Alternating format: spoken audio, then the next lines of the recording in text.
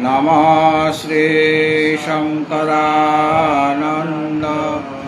गुरुपादाम्बुजन्मने सविलास महामोह ग्राहग्रासैककर्मणे। भगवत भक्तजन,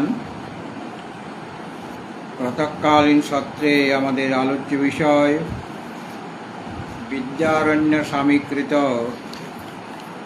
पंचदशी वेदांतेर ग्रंथ।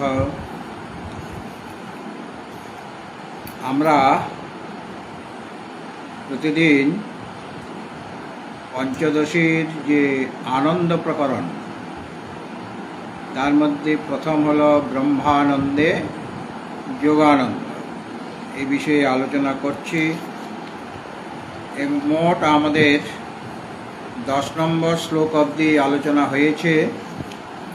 আমরা 12 নম্বর শ্লোক অবধি আলোচনা হয়েছে। আমরা প্রথম থেকে একসাথে ब्रह्मानन्दं प्रवक्ष्यामि ज्ञाते तस्मिन् शेषतः ऐकामुष्मिकानर्थप्रातं हित्वा सुखायते ब्रह्मवित् परमाप्नोति सुखं तरति चात्मवित् रसो ब्रह्मरसं लब्ध्वानन्दे भवति नान्यथा प्रतिष्ठां विन्दते स्वस्मिन् यदा स्यात् अथसो भयः कुरुतेऽस्मिन्नन्तरं चेत् अथ तस्य भयं भवेत्। वायो सूर्यो वाणिरिन्द्रो मृत्युर्जन्मान्तरेऽन्तरं कृत्वा धर्मं विजानन्तोऽप्यस्माद्भीत्याचरन्ति आनन्दं ब्रह्मणो विद्वान् न बिभेति कुतस्य न एतमेव तपेन्नैषा चिन्ता कर्माग्निसंवृता। एवं विद्वान् कर्मणि त्वे हित्वात्मानं स्मरेत् सदा कृते च कर्मणि स्वात्मरूपेणैवैष पश्यति। विद्यते हृदयग्रन्थे छिद्यन्ते सर्वसंशयाः क्रियन्ते चास्य कर्माणि तस्मिन् दृष्टे परावरे।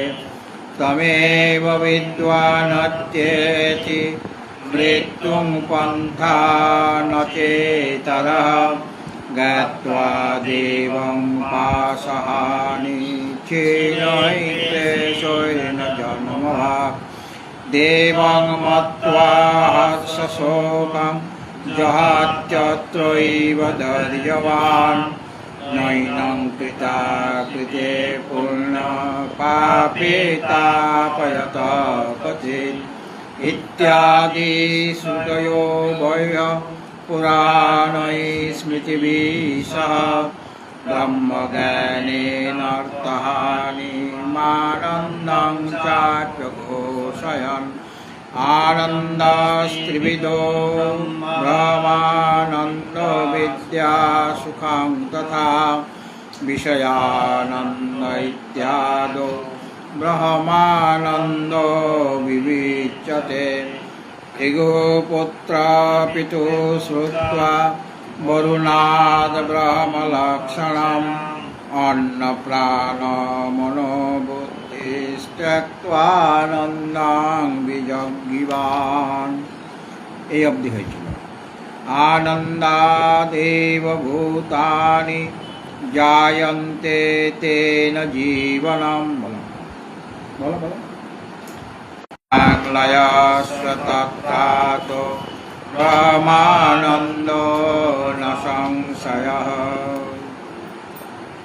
আনন্দাৎ এইব, আনন্দ থেকেই,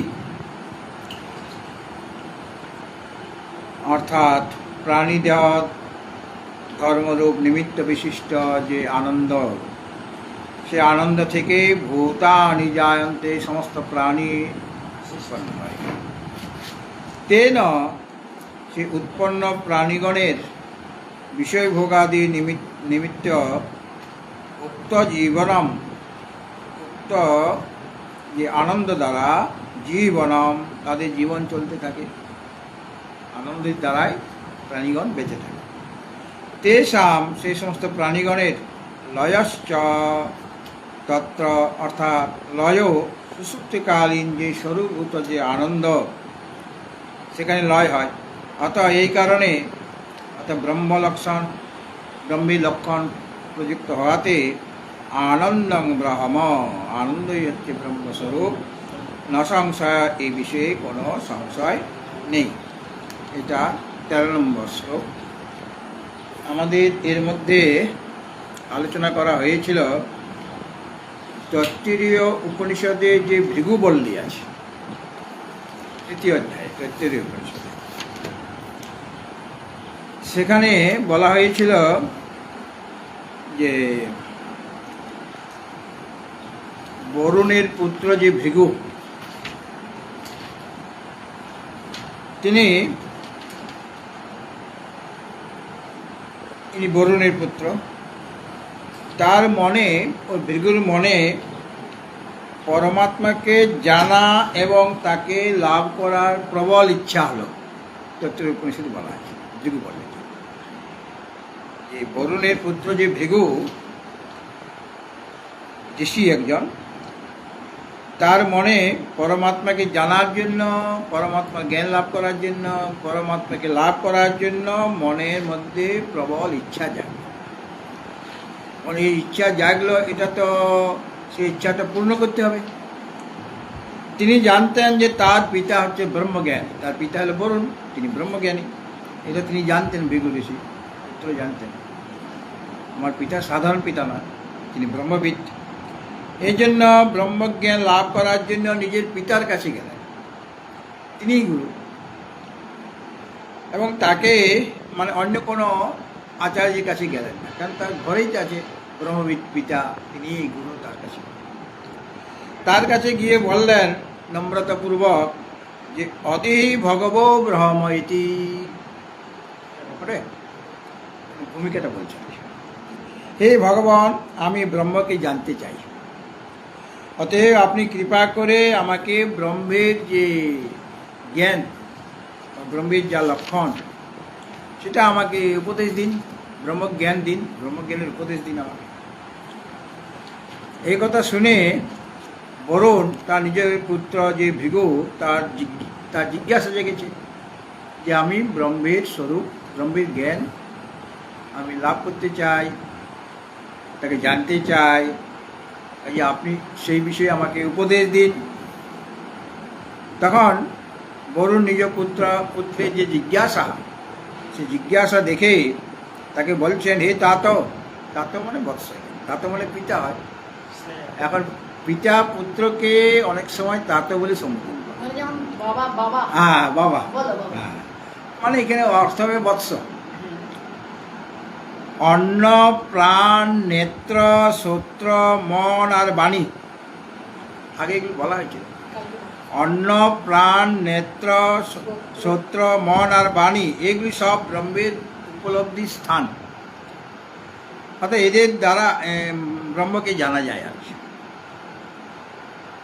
এই সকলের মধ্যে ব্রহ্মের সত্তা স্ফুরিত হচ্ছে অন্নের মধ্যে, প্রাণের মধ্যে, নেত্রের মধ্যে, শ্রোত্রের মধ্যে, মন, বাণী, সকলের মধ্যে আত্মা স্ফুরিত হচ্ছে।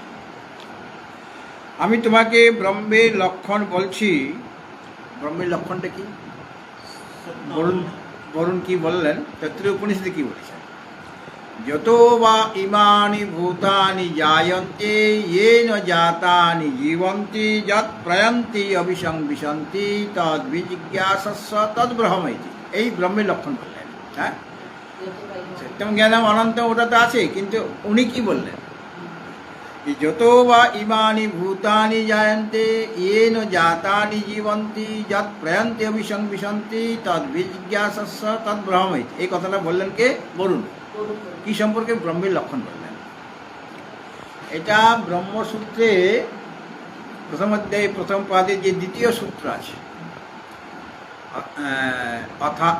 প্রথম সূত্র, অথাতো ব্রহ্ম জিজ্ঞাসা, প্রথম সূত্র, অথাতো ব্রহ্ম জিজ্ঞাসা। অথ মানে অনন্তর, মানে নিত্যানিত্য বস্তু এই সাধন চতুষ্টয় সম্পন্ন হবার পরে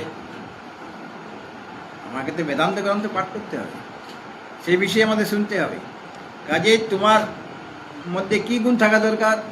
অথ মানে অনন্তর, অনন্তর মানে অথ শব্দটা আবার মঙ্গলবাচকও বটে।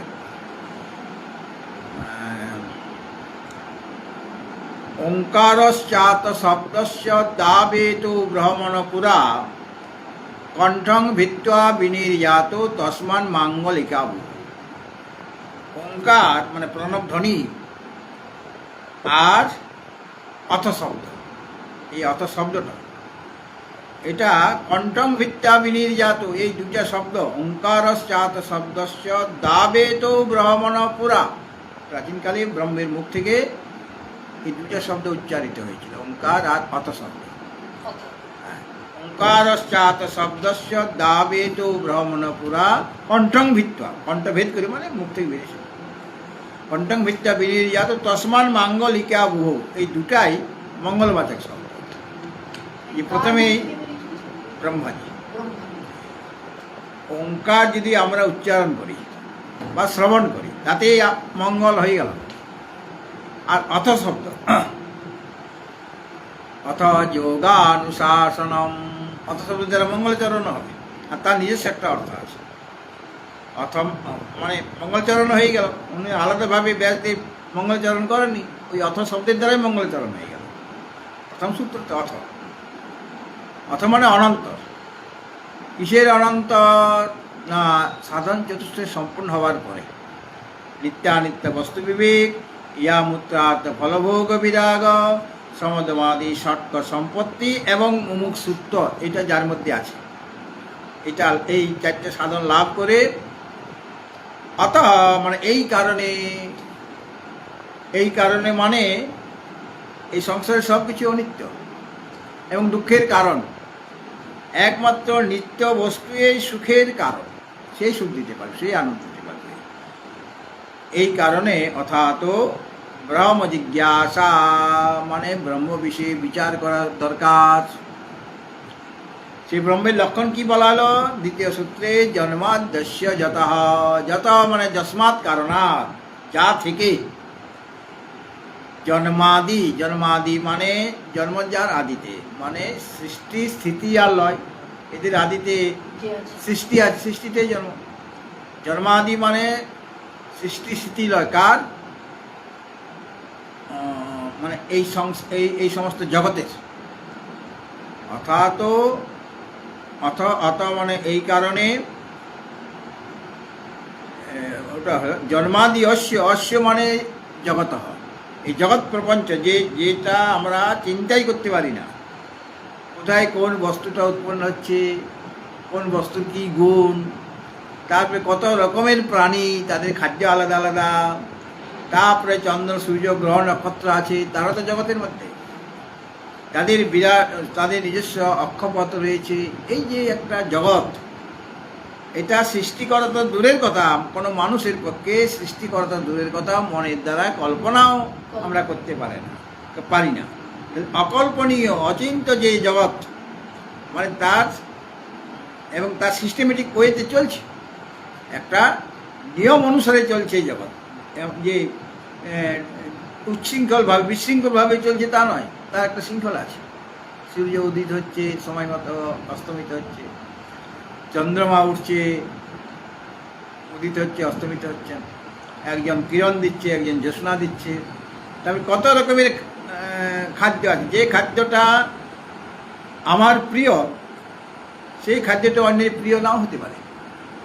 উটের কাছে প্রিয় খাদ্য হচ্ছে বাবলা কাটা, বাবলা পাতা বা ডালগুলি খায় উট, কিন্তু আমাদের কাছে ওটা প্রিয় হবে কি? আমরা ওটা খেতে পারবো না, কিন্তু তাদের কাছে খুবই প্রিয়। বাবলা গাছ দেখলে তাকে শেষ করে দেবে। হ্যাঁ, আর কোন সময় কি উৎপন্ন হবে সকলের একটা সিজন আছে। এখন আর কোনো সিজন নাই, মানে কৃত্রিম উপায়ে সব তৈরি হয়ে যাচ্ছে। ফুলকপি শীতকালের জিনিস, এখন তো গ্রীষ্মকালেও পাওয়া যায়। হ্যাঁ, কিন্তু একটা সিজন ছিল, সেই অনুসারে কখন কমলা লেবু হবে, কখন অমুক জিনিসটা হবে, বা কেশর, সেটা কি সব জায়গায় উৎপন্ন হবে? কাশ্মীরের কেশর। হ্যাঁ, সুতরাং এই সমস্ত জিনিসগুলি যে সিস্টেমেটিক ওয়েতে চলছে, সেটা একজন চালাচ্ছেন, এই জন্য চলছে, কোনো মানুষের পক্ষে সম্ভব নয়। এই যে আমাদের কল্পনার বাইরে যে জগৎ, কল্পনাই করতে পারছি না এমন জগৎ যেটা সিস্টেমেটিক ওয়েতে চলছে, তার জন্মাদি মানে সৃষ্টি স্থিতি লয় যা থেকে হয় সেটাই ব্রহ্ম, তাকে তুমি জানো। এটা ব্রহ্মের তরস লক্ষণ বলা হয়। হ্যাঁ, এটা আমাদের 34 উপনিষদ আছে, এবং সেইটাই ব্রহ্মসূত্রকার ব্যাসদেব লিখলেন। জন্মাদি অস্য যত, অস্য মানে এই জগতের, জন্মাদি মানে সৃষ্টি স্থিতি লয়, যত মানে যস্মাৎ কারণ ভবতি তৎ ব্রহ্ম, সেটাই হলো ব্রহ্ম। এই কথা দিয়ে বলেছেন সৃষ্টি স্থিতি লয় হয় জগৎ, চরাচরাত্মক যে জগৎ। তো যত বা ইমানি ভূতানি জায়ন্তে, বলো বলো না, দেখি বলো। যত বা ইমানি ভূতানি জায়ন্তে येन जातानि जीवन्ति यत् प्रयन्ति अभिसंविशन्ति तद् ब्रह्म तद्विजिज्ञासस्य।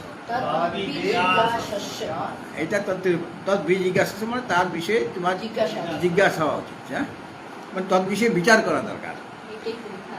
তো এই যে প্রত্যক্ষ যে দেখছি আমরা প্রাণীগণ, যা থেকে উৎপন্ন হচ্ছে, যত বা ইমানি ভূতানি, ভূত মানে প্রাণী, এই প্রাণীগণ যেগুলো যাদের আমি দেখতে পাচ্ছি, অনেক অন্যরকমের প্রাণী আছে, যা থেকে এই প্রাণীগণের চরাচরাত্মক যত প্রাণী আছে তাদের উৎপত্তি হচ্ছে, এবং উৎপন্ন হয়ে যার সাহায্যে জীবিত আছে। একজন আছেন, তাকে পালন পোষণ কে করছে, রক্ষা কে করছে, খাদ্য কে দিচ্ছে? হ্যাঁ, একজন দিচ্ছেন, তাই রক্ষা করাটা তার কাজ। মানে উৎপন্ন হওয়ার পর যার দ্বারা সে জীবিত থাকে প্রাণীগণ, অন্তে এই লোক থেকে যখন প্রয়াণ করবে, চলে যাবে, তখন যার মধ্যে সে প্রবেশ করবে, মানে লয় প্রাপ্ত হবে, সেই তত্ত্বকে জানার ইচ্ছা করো, তিনি ব্রহ্ম। সেটা বরুণ মুনি বললেন, বরুণ মানে বিদ্যুৎ পিতা। তো ব্রহ্মের লক্ষণ জানতে চেয়েছে, ব্রহ্ম বিষয় জানতে চেয়েছে, তিনি এই ব্রহ্মের লক্ষণটা প্রথমে বললেন। যত বা ইমানি ভূতানি জায়ন্তে যেন জাতানি জীবন্তি যৎ প্রয়ন্তি অভিসংবিশন্তি তদ বিজিজ্ঞাসা, তদ বিষয়ে জিজ্ঞাসা উচিত, তদ বিষয়ে বিচার করা উচিত। তদ ব্রহ্মই, তিনি ব্রহ্ম। কারণ পিতার থেকে এই যে কথাটি, এই যে মন্ত্রটি, যত বা ইমানি ভূতানি জান, এটা শোনার পরে ভিক্ষু কি করলেন? তিনি ইন্দ্রিয় সংযম করছেন, মানে তাকে জানতে হবে। এই ব্রহ্মকে জানতে গেলে তাকে তপস্যা করা দরকার, মানে বিচার করা দরকার। বিচারটা একটা তপস্যা। তিনি ইন্দ্রিয় সংযম করলেন। ইন্দ্রিয় সংযত কেননা শ্রদ্ধাবান লভতে জ্ঞানম তৎপর সংযত ইন্দ্রিয়। সংযত না হলে, ইন্দ্রিয়গুলি সংযত না হলে, মানে বহিরিন্দ্রিয় অন্তরিন্দ্রিয়, তাহলে তাকে তুমি জানতে পারবে না। শ্রদ্ধাবানই জ্ঞান লাভ করে, যিনি ওতে লেগে থাকেন, তৎপর হয়ে থাকে। আর সংযতেন্দ্রিয় হতে হবে, শ্রদ্ধাবান হতে হবে। শ্রদ্ধাবান লভতে জ্ঞানম তৎপর সংযতেন্দ্রিয়, জ্ঞানং লব্ধ্বা পরাং শান্তি অচিরে না। জ্ঞান লাভ করার সাথে সাথে শান্তি লাভ হবে, দেরি হবে না। তো তিনি ইন্দ্রিয় সংযম করছেন কে? ভৃগু, মানে ওনার কাছ থেকে চলে গিয়ে, এবং মনোনিগ্রহ করলেন, মনকে সংযম, মানে ইন্দ্রিয় সংযম আর মনের সংযম করছে, দুটোকেই সংযত করছে করে পিতার উপদেশের যেটা করেছেন, যত ইমানি ভূতানি জানতে, সেই বিষয়ে তিনি বিচার করছেন। হ্যাঁ, গুরুদেব তো পিতা তো বলে দিলেন ওই কথাটা, এটা তো আমাকে বিচার করে জানতে হবে পিতার বলার উদ্দেশ্যটা কি। হ্যাঁ, পিতা এটা যে বললেন তিনি কি বলতে চেয়েছেন, কাজে এটা বিচার করা দরকার। বিচার করতে গেলে তোমার বহিরিন্দ্রিয় সংযম আর অন্তর ইন্দ্রিয় সংযম চাই, এটাই তো কোশ্চেন। তা নাহলে বিচার ঠিক হবে না। তিনি ওই পিতার যে উপদেশ, মানে যত বহিমানি ভূতানি জানতে, এটা উপদেশ, প্রথম উপদেশ, এইটা নিয়ে তিনি বিচার করছেন, এবং এটাই তার তপ, এটাই তপস্যা। ইন্দ্রিয় বহিরিন্দ্রিয় সংযম করে, মনে সংযম করে বিচার করাটাই হলো তপ। তিনি বলেন তপ করো, আমার কথাটা জানতে গেলে, মন্ত্রটা জানতে গেলে, উপদেশ জানতে গেলে তোমাকে তপস্যা করতে হবে। তো তিনি এইভাবে তপস্যা করছেন, ইন্দ্রিয় সংযম, মনে সংযম করে তিনি বিচার করছেন ওই মন্ত্রটা নিয়ে। মানে দেখো, একটা কথা তো বলে দেওয়া হল, তখন ঘরে গিয়ে সেই কথাটা নিয়ে তোমাকে চিন্তা করতে হবে তিনি কি বলতে চাইছেন। এটা হলো নিয়ম, এটাকে মনন বলা হচ্ছে, বিচার করা হচ্ছে। প্রথমে তিনি ব্রহ্মের লক্ষণ অন্নের মধ্যে ঘটাচ্ছেন, যে অন্নই ব্রহ্ম। কেননা অন্ন থেকেই প্রাণীগণের উৎপত্তি হয়, আর অন্নই আমাদের রক্ষা করছে কিনা। খাদ্য খেলে তো শরীরটা বেঁচে থাকি, আর একসময় অন্নের মধ্যে আমরা মিশে যাব। অন্নের মধ্যে ঘটিত করলেন, এবং দেখলেন যে সমস্ত প্রাণী অন্ন থেকেই উৎপন্ন হয়, আর অন্ন দ্বারাই এই জীবন চলে। এই যে প্রাণীগুলো জীবনে চলছে কেমন করে? অন্নের দ্বারাই চলছে। আর মরার পর অন্নস্বরূপ পৃথিবীতে, এই পৃথিবীটা মানে মাটিটা হলে অন্ন, পৃথিবী থেকেই নানা রকম অন্ন উৎপন্ন হয় কিনা। কাজে পৃথিবীর এক নাম অন্ন। যে পৃথিবীতে এই অন্নের মধ্যে লয় হয়ে যায়, মানে পৃথিবীতে প্রবিষ্ট হয়েছে, অভিসংমিশন্তি, পৃথিবীর মধ্যে লয় হয়ে যায়, মাটিতে মিশে যায়। এইরকম নিশ্চয় করলেন, নিশ্চয় করে তিনি বললেন যে অন্নই ব্রহ্ম। পিতাকে তিনি বললেন, আরও তপস্যা করলেন। হ্যাঁ, তিনি আবার পুনরায় তপস্যা করলেন। মানে এটা প্রথমে এইরকম তার যে বিচারটা, যে অন্নই ব্রহ্ম, সেই বিচার নিয়ে তিনি গেলেন পিতার কাছে। আর পিতা বললেন যে ওটা ভুল, এই কথা বলেন নাই, যে বললেন যে আরও তপস্যা করা দরকার আছে, তুমি বিচার করো। তার মানে এর মধ্যে কিছু গড়বড়ি আছে। পিতা তাকে জ্ঞান অধুরা, তার পুরো জ্ঞান হয় নাই এরকম মনে করে তাকে পুনরায় তপস্যা করতে বললেন, মানে পুনরায় বিচার করতে বললেন। তপস্যা করা মানে বিচার করা। ভৃগু সেরকম বিচার করছেন আবার। এইবার বিচার করার পরে তিনি দেখলেন যে সমস্ত প্রাণী প্রাণ থেকে উৎপন্ন হয়। যে প্রাণ যার আছে তার থেকেই তো আরেকজনের সৃষ্টি হয়, প্রাণ থেকে উৎপন্ন হয়। আর প্রাণের দ্বারাই জীবিত। শরীরে যদি প্রাণ না থাকে তাহলে সেই জীবিত থাকবে? প্রাণের দ্বারাই জীবিত থাকে, আর মরার পর সবাই প্রাণের মধ্যেই প্রবিষ্ট হয়ে যায়। সুতরাং প্রাণী হচ্ছে ব্রহ্ম, এরকম বিচার করলেন। এই বিচার নিয়ে তিনি গেলেন পিতার কাছে, যে প্রাণী ব্রহ্ম। পিতা বললেন তোমার জ্ঞান এখনো অধুরা, আবার তপস্যা করো, আবার বিচার করো। ভৃগু আবার পিতার আদেশ স্বীকার করে পুনরায় বিচার করলেন। এইবার তিনি জানলেন যে ব্রহ্মের সমস্ত লক্ষণ মনের মধ্যে ঘটিত হচ্ছে। প্রথমে অন্নের মধ্যে লাগাতে চেয়েছিল, সেটা ঠিক নয়। তারপরে প্রাণের মধ্যে তিনি ঘটিত করলেন, প্রাণী ব্রহ্ম, সেটাও ঠিক নয়। এখন আবার বিচার করে তিনি বুঝলেন মনেই ব্রহ্ম। ব্রহ্মের সমস্ত লক্ষণ মনের মধ্যে তিনি পেলেন। কিন্তু পিতা পুনরায় তাকে বিচার করার জন্য উপদেশ দিলেন, আবার তপস্যা করো, আবার বিচার করো।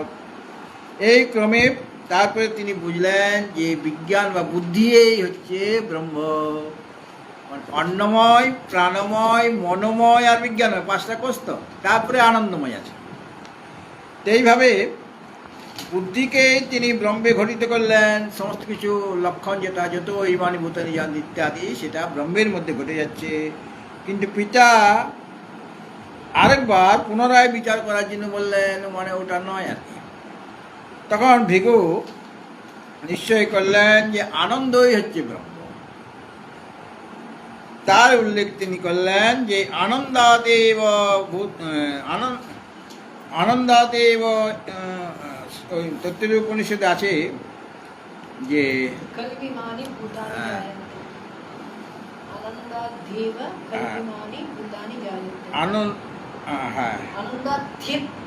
আনন্দাথি এব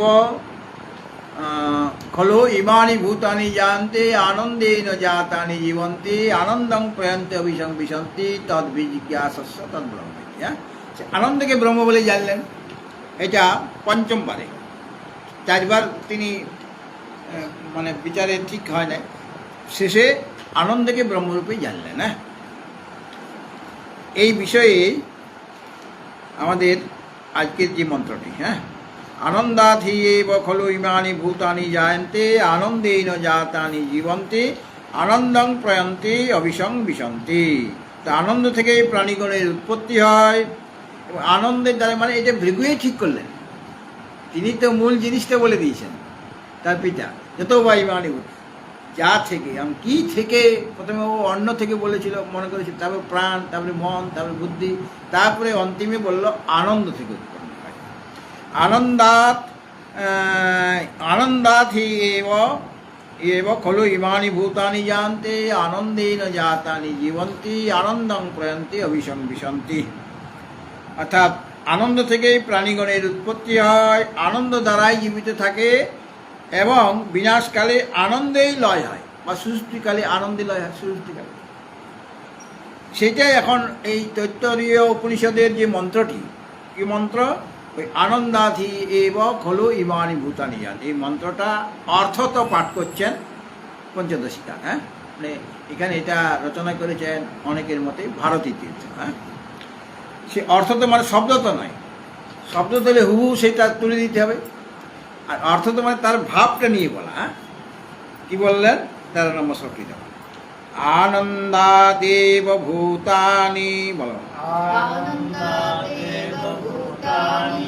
জায়ন্তে তেন জীবনম তেষাং লয়স্য তত্রাতো ব্রহ্মানন্দো ন সংশয়ঃ। আনন্দাৎ, আনন্দ থেকে, আনন্দ থেকে প্রাণীগণের উৎপত্তি হয় আর কি। আনন্দাৎ, এখানে আনন্দটা কি? এটা গ্রাম্য ধর্ম, অর্থাৎ পশু ধর্মরূপ নিমিত্ত বিশিষ্ট। অর্থাৎ স্ত্রীর, পুরুষ আর স্ত্রী মিলিত হয়ে তো একজন সন্তানের উৎপত্তি হয়, সেই কথাটা বলছে। এটা হলো গ্রাম্য ধর্ম, মানে শাস্ত্রীয় ভাষায় এটাকে বলা যায় গ্রাম্য ধর্ম বা পশু ধর্ম।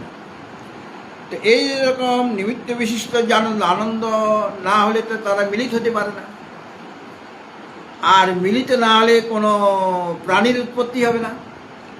এই জন্য বললেন আনন্দাৎ, মানে গ্রাম্য ধর্ম বা পশু ধর্মরূপ যে নিমিত্ত বিশিষ্ট যে আনন্দ, কোন আনন্দ? ওই আনন্দটা, সে আনন্দ থেকে ভূতানি জায়ন্তে, প্রাণীগণের উৎপত্তি হয়। মানুষের ক্ষেত্রে, অন্যান্য পশুদের ক্ষেত্রে এই একই জিনিস। এটা গ্রাম্য ধর্ম আছে। তেন জীবন, হ্যাঁ, ওটাকে শাস্ত্রীয় ভাষায় গ্রাম্য ধর্ম বা পশু ধর্ম বলা হচ্ছে। মানে ওই সন্তান উৎপন্ন হতে গেলে একটা আনন্দ হবে, তবে তো তারা মিলিত হবে। আনন্দ না থাকলে তো মিলিত হবে, তাহলে সেই আনন্দ থেকেই আরেকজন সন্তানের উৎপত্তি হচ্ছে। এই জন্য আনন্দাৎ মানে গ্রাম্য ধর্ম যে আনন্দ, এটাকে শাস্ত্রীয় ভাষায় গ্রাম্য ধর্ম বা পশু ধর্মরূপ যে আনন্দ, পশু ধর্ম নিমিত্ত যে আনন্দ, সেই আনন্দ থেকে ভূতানি জানতে, যত ভূত আছে, যত প্রাণী আছে, সেই প্রাণীগণের উৎপত্তি হচ্ছে কিনা আমরা দেখতে আছি প্রত্যক্ষ। আনন্দাৎ ভূতানি জায়ন্তে, আনন্দাত এব, আনন্দ থেকেই ভূতানি জায়ন্তে, মানে মূল যে মন্ত্র তৈত্রীয় উপনিষদে তার অর্থ তো এখানে শ্লোকটা বলা আছে। আর তেন জীবনম অর্থাৎ সেই যে বিষয় ভোগাদি নিমিত্ত বিশিষ্ট যে আনন্দ, আনন্দ আমরা সংসারে বিষয় ভোগ করলে আনন্দ পাই কিনা? হ্যাঁ, তাহলে সেই বিষয় ভোগাদি নিমিত্ত বিশিষ্ট যে আনন্দ, তেন জীবন, তেন মানে আনন্দে না, এখানে তেন শব্দ আছে, তেন শব্দের অর্থ হবে আনন্দ, তেন মানে আনন্দে, সেই আনন্দের দ্বারা। কি আনন্দ? বিষয় ভোগ করলে যে আনন্দ হচ্ছে, বিষয়ের ভোগ করলে আনন্দ হবে কিনা, সেই আনন্দের দ্বারাই জীবন, আমাদের এই জীবন ধারণ হয়। আমরা যদি আনন্দ না পাই সংসারে, তাহলে আমাদের পক্ষে কি বেঁচে থাকা সম্ভব হবে? একজন ধনী ব্যক্তির যেমন আনন্দ আছে, একজন গরিব ব্যক্তিতে আনন্দ নাই। সে তো খাচ্ছে দাচ্ছে ঘুমাচ্ছে, তো সেও বিষয় ভোগ করছে, তার কাছে বিষয় কম, আরেকজনের বিষয় অনেক বেশি। তো বিষয় বেশি হলেই যে আনন্দটা বেশি হবে এমন কোনো মানে নেই। যাদের অনেক অনেক বিষয়, দেখা যাচ্ছে গরিবের চেয়ে তার আনন্দটা কম, কারণ গরিব লোক যা পাচ্ছে দিন আনি দিন খায়, তারপরে একদম নিশ্চিন্তে ঘুমিয়ে যাচ্ছে, তার কোনো চিন্তা ভাবনা নাই। একজন ধনী ব্যক্তি সে শুধু বিচার করছে যে কালকে কি করব, আজকে তো এরকমভাবে লাভ তো হলো, কালকেও যেন এর চেয়ে বেশি লাভ হয়, নানা রকম চিন্তা। তার অমুকের সাথে কীভাবে ইয়ে করবে, তাছাড়া ওর জমিতে কীভাবে হড়পে নেওয়া যায়, তাছাড়া আরও কিছু কীভাবে হড়পে নেওয়া যায়, কাজে ঘুম হচ্ছে না। আর যে অন্যায় কাজ করে মানে সংগ্রহ করছে, ন্যায় কাজ করলেও তার চিন্তা হচ্ছে, ঘুমাতে পারছে না ভালোভাবে, নিশ্চিন্তে ঘুমাতে পারছে না। আর অন্যায় কাজ করে যদি কেউ বিষয় সংগ্রহ করে, তাহলে তার আরও চিন্তা হয়ে যায়, পুলিশে না ধরলে হয়। হ্যাঁ, সেটা চিন্তা আছে, অশুভ কাজ করে তার চিন্তা হবে কোনো সময় আমি ধরা পড়ে যাবো, এরকম তার মনে একটা ভয় ঢুকে যায়। তখনই হয়তো ধরা পড়লো না, কিন্তু ভয়টা ঢুকে গেল। তাহলে এরপর বিষয় থাকলেই যে আনন্দটা বেশি হয় এমন কোনো কথা নেই। বিষয় কিন্তু আনন্দ পেতে গেলে, সংসারে আনন্দ পেতে গেলে বিষয় চাই। আমার খাওয়া দাওয়ার একটা আনন্দ, ঘোরা ভ্রমণ করা সেখানে একটা আনন্দ, তাহলে বিষয় ভোগ করতে। তো বিষয় ভোগ আদি নিমিত্ত বিশিষ্ট যে আনন্দ, সে আনন্দের দ্বারাই প্রাণীগণ বেঁচে আছে। সে যদি আনন্দ না পেত, তাহলে তার পক্ষে তার রক্ষা হতো না, মানে পাগলের মতো থাকতো, শুধু দুঃখই দুঃখ, তাহলে সে তো কোনো কিছু চিন্তাই করতে পারবে না, তার জীবনটাই ব্যর্থ হয়ে যাবে। এই জন্য তেন জীবন, তেন মানে আনন্দেন জীবন, আনন্দের দ্বারাই বিষয় ভোগাদি নিমিত্ত যে আনন্দ, ওই আনন্দটা। যেহেতু ওখানে আনন্দাত মানে গ্রাম্য ধর্ম বিশিষ্ট যে আনন্দ, হ্যাঁ, কাজে বিষয় ভোগাদি আনন্দের দ্বারাই প্রাণীগণ জীবন ধারণ করে। তেষাম লয় চ তত্র, তত্র মানে সেখানে, মানে আনন্দে। তেষাং লয়, সেই প্রাণীগণের লয় কোথায় হয়? আনন্দে লয় হয়। কীরকম? সুষুপ্তিকালে আমরা যখন গভীর ঘুমে আচ্ছন্ন হয়ে যাই, তখন আমরা কোথায় থাকি? তখন তো আমাদের কাছে কোনো বিষয় নাই। জাগ্রত অবস্থায় আমার শরীর, ইন্দ্রিয়, মন, বুদ্ধি সব কাজ করছে, এবং আমার চোখের সামনে বিষয় আছে। আমি জানি আমার ব্যাংকে এত টাকা আছে, বা আমার ক্যাশ এত টাকা আছে, আমার এতগুলি বাড়ি, এতগুলি গাড়ি, তার জানা আছে। তো সেই জন্য তার একটা মনে আনন্দ হয়, সাথে সাথে দুঃখ হয়। আবার মানে দুই রকমের সুখ দুঃখ দুটোই হয়। আবার স্বপ্নকালে আমার শরীরটা ঘুমিয়ে পড়েছে, ইন্দ্রিয়গুলি ঘুমিয়ে পড়েছে, কিন্তু মনটা জাগ্রত আছে। মন তার কল্পনা শক্তির দ্বারা সে বিষয় বানিয়ে নিচ্ছে। আমি তো শুয়েছিলাম বেলদাতে, কিন্তু স্বপ্ন দেখছি কলকাতায়, কলকাতায় ঘোরাঘুরি করছি, কলকাতায় পাঠ প্রবচন চলছে, এরকম স্বপ্ন দেখতে পারি কি? কলকাতা শহরটা কে তৈরি করলো? বেলদাতে তো কলকাতা নাই, আমি তৈরি করেছি, আমার মনের দ্বারা ওটা কল্পিত হয়েছে। এবং সেখানে যে পাঠ করছে আরেকটা রামেশ্বরপুরী, সেটাও ওই ব্যক্তিকে আমি সৃষ্টি করেছি। ওটা ঈশ্বরের সৃষ্টি নয়, আমার কল্পনার দ্বারা সৃষ্টি হয়েছে। এবং যারা শুনছে পাঠ, তাদের আমি সৃষ্টি করেছি। সামনে যে মন্দিরটা রয়েছে এই মন্দির আমি সৃষ্টি করেছি। ভগবানের সৃষ্ট মন্দির তো কলকাতায় আছে, বেলদাতে তো নাই, কিন্তু আমার মনের কল্পনা দ্বারা সৃষ্টি হয়ে যাচ্ছে। তাহলে বিষয় আছে আর মন আছে। তাহলে ওই সময়ে আমার সুখ হচ্ছে, দুঃখ হচ্ছে। ভালো স্বপ্ন দেখলে আনন্দ হবে, আর খারাপ স্বপ্ন তো অনেক সময় দেখি, তখন আমার দুঃখ হবে, মানে বিষয় ভোগ হবে, সুখ হবে, দুঃখ হবে। কিন্তু ওই ব্যক্তি যখন আরো গভীর ঘুমে আচ্ছন্ন হয়ে গেল, তখন মনটাও অজ্ঞানে লীন হয়ে গেল মনটা।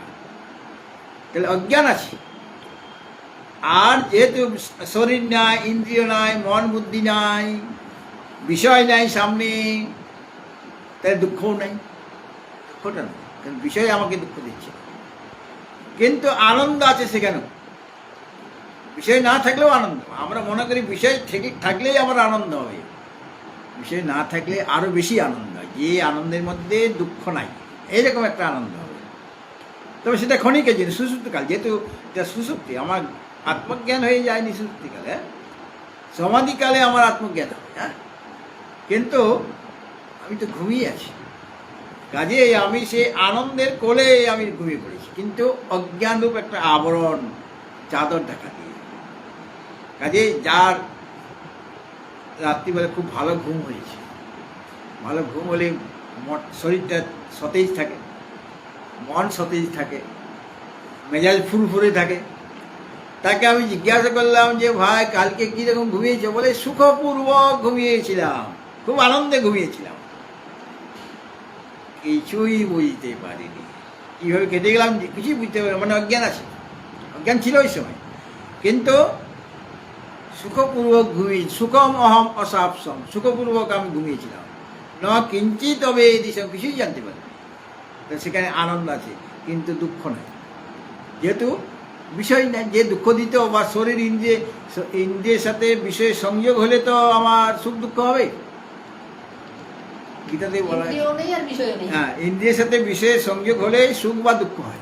অনুকূল বিষয়ের সাথে সংযোগ হলে সুখ হবে, প্রতিকূল বিষয়ের সাথে সংযোগ হলে দুঃখ হবে। তো সেটা ধরতে পারছে না, এই সুখ দুঃখ হচ্ছে না, মানে জাগতিক সুখ নয়, এটা বিরাট একটা আনন্দ, যে আনন্দের মধ্যে দুঃখ মিশ্রিত নেই।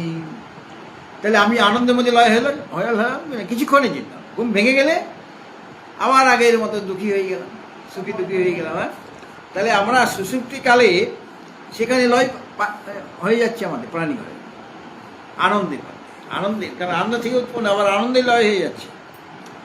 সুতরাং সুষুপ্তিকালীন স্বরূপভূত আনন্দেই হয়ে থাকে, কেন সুষুপ্তিকালে আনন্দ ভিন্ন অন্য কোনো বস্তুর অনুভব হয় না, অন্য কোনো বস্তু নাই, কিন্তু ওটা ক্ষণিকের জন্য। কেননা আবার ইন্দ্রিয় জাগ্রত হয়ে যাবে, মন জাগ্রত হয়ে যাবে, বিষয় এসে যাবে আমার কাছে, আবার তুমি সুখী দুঃখী হবে। চিরকালীন আনন্দটা তোমার লাভ, কিন্তু আনন্দের মধ্যে তো আমি লীন হয়ে গেলাম। সেটা লক্ষণ যেটা বলা হয়েছিল, ওই বলুন ঋষি যেটা বলেছিলেন, যত বায়ুমানি ভূতানি জানতে, যা থেকে প্রাণীগণের উৎপত্তি, আনন্দ থেকে প্রাণীগণের উৎপত্তি, আনন্দকে অবলম্বন করে প্রাণীগণ বেঁচে রয়েছে, আর আনন্দের মধ্যেই তার লয় হয়ে যাচ্ছে, হচ্ছে কিনা? আবার সমাধিকালেও আনন্দে লয় হচ্ছে। সে সমাধিকালে যখন সে আত্মস্বরূপকে জেনে গেল, তখন সে আনন্দেই বিলীন হয়ে, আনন্দে হচ্ছে ব্রহ্ম। এই কারণে অতঃ আনন্দ ব্রহ্ম, অতএব এই অতঃ মানে এই কারণে আনন্দ ব্রহ্ম, আনন্দ ব্রহ্মই হচ্ছে, আনন্দ ব্রহ্মই, আনন্দ ব্রহ্ম মূলে যেটা আছে, অত ব্রহ্ম আনন্দ, অর্থাৎ এই কারণে ব্রহ্ম হচ্ছে আনন্দ। ন সংশয়, এই বিষয়ে কোনো সংশয় করা উচিত নয়। ঠিক আছে, এটাই অভিপ্রায়, মানে আনন্দেই ব্রহ্ম বলা হয়। এখন এই যে এইভাবে তত্ত্বীয় শ্রুতির যে পর্যালোচনা করা হলো, তত্ত্বীয় শ্রুতিটা এবং ভৃগুবল্লী, তার দ্বারা ব্রহ্মের আর আনন্দ রূপতাটা দেখানো হলো। ব্রহ্ম হলো আনন্দ স্বরূপ। দেখিয়ে এখন এটাই এই বিষয়টাই ছান্দোগ্য শ্রুতির পর্যালোচনার দ্বারা। এখন ছান্দোগ্য উপনিষদ চলে যাচ্ছে, কারণ বিভিন্ন উপনিষদ নিয়ে তিনি আলোচনা করবেন। হ্যাঁ, ছান্দোগ্য শ্রুতির পর্যালোচনার দ্বারা প্রদর্শন করতে ইচ্ছা করলেন কে? গ্রন্থকার। সেখানে ছান্দোগ্য উপনিষদে সনত কুমার আর নারদের সংবাদ আছে। কোথায় সংবাদটা আছে? ওটা হলো সপ্তম অধ্যায়, তোমাদের সপ্তম অধ্যায়ের 24-2। হ্যাঁ, সপ্তম অধ্যায়ের নাই, ওদের আছে না? নাই, এটা নাই, আছে ছান্দোগ্য উপনিষদ আছে এর মধ্যে। আচ্ছা, আমি বলে দিচ্ছি। ছান্দোগ্য উপনিষদের চতুর্বিংশ খণ্ড মানে 24, তার 1 নম্বর মন্ত্র। 1 নম্বর শ্লোক, এক শ্লোক বলে না, এটা মন্ত্র। আচ্ছা, 24 খণ্ডের 1 নম্বর শ্লোক। তার আগে সপ্তম অধ্যায়ের ত্রয়োবিংশ খণ্ড মানে 23 খণ্ড, সেখানে একটা কথা বলা আছে, সেটা আগে শোনা দরকার। সপ্তম অধ্যায়, হ্যাঁ, ছান্দোগ্য উপনিষদে মানে ওটা অধ্যায় ভাগ আছে। সপ্তম অধ্যায়ের 23 খণ্ডে বলা আছে, খুব প্রসিদ্ধ জিনিস, ইয়ো বৈ ভূমা তৎ সুখম নাল্পে সুখম অস্তি হ্যাঁ এটা শুনেছি। ভূমৈব সুখম ভূমাতু এব বিজিজ্ঞাসিতব্য ইতি ভূমানাং ভগবো বিজিজ্ঞাস।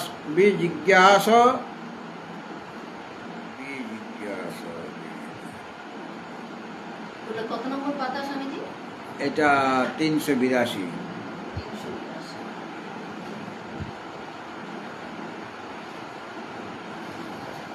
ভূমাকে সেই